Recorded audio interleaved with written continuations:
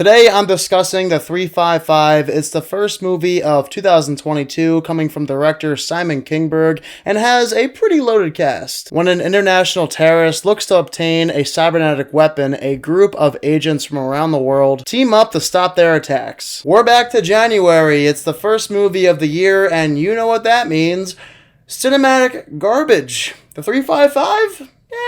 Yeah, it's not a great movie. In fact, the 355 is exactly what I thought it'd be. Another generic spy movie, but this time with women. Part of me feels like they didn't care about the quality of this movie when making it. It literally feels like all they cared about was making a spy movie with women who just so happen to be very famous. The thing is, I like the movie's cast, and it's not an awful movie. There are some watchable scenes, but they probably didn't have their thinking caps on when writing the 355 because the plot of this movie is something I've seen probably 1,000 times. How many times are we going to see a cyber terrorist threaten to kill millions of people and there's only a few who can stop them? It's just a recycled plot that I don't care to see anymore. You know when the villain's main motivation is money, power, and how they don't like the US government and they think that they have created all the wars and they're making all the problems in the world, you know you have a problem with the screenplay, especially the villain. And even with a generic story that's been used multiple times over the years,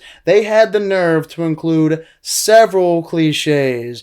Are you serious? This movie was so predictable, especially when it came to the villain, and the villain's motivation simply makes no sense. How do you go from A to Z just like that over the course of a couple of months? It just doesn't make any sense. It is so bad. It is so astonishing that they wrote stuff like that and it made it to the big screen. It's also not satisfying action-wise. It doesn't grip you in any way a good movie does. You would think for a movie like this, maybe the action would at least be good, but no, there's several cuts. You can't really tell what's going on. It's PG-13, so they edit out all the violent stuff. The 355 is not an easy movie to get through. It's about as generic as a spy movie gets. The best things I have to say about it are, well, for one, the cast: Jessica Chastain, Lupita Nyong'o, Penelope Cruz, Sebastian Stan. This is a really good cast, and everyone feels like they're playing their part well. I buy into these women being real-life spies. Diane Kruger is the one that sold me the most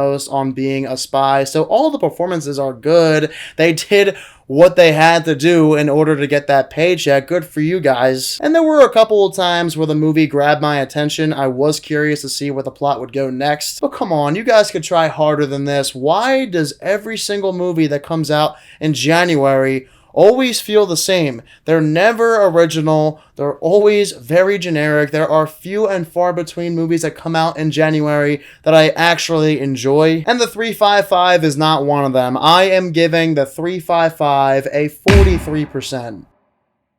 That's just being a little generous because for those who have been watching my channel, you know how much I hate generic cliched movies. They are the worst. They are ruining Hollywood. If people keep making them, nobody's going to want to see original movies anymore because all the unoriginal ones are ruining it for them. Of course though, guys, if you also saw the 355 this past weekend, I'm sure you didn't, but if you did, let me know down below in the comment section what your thoughts are of it. And of course, as always, if you are new to my channel, click the subscribe button and give this video a thumbs up if you enjoyed it. Thank you all so much for watching this video, and I hope you all have a fantastic day.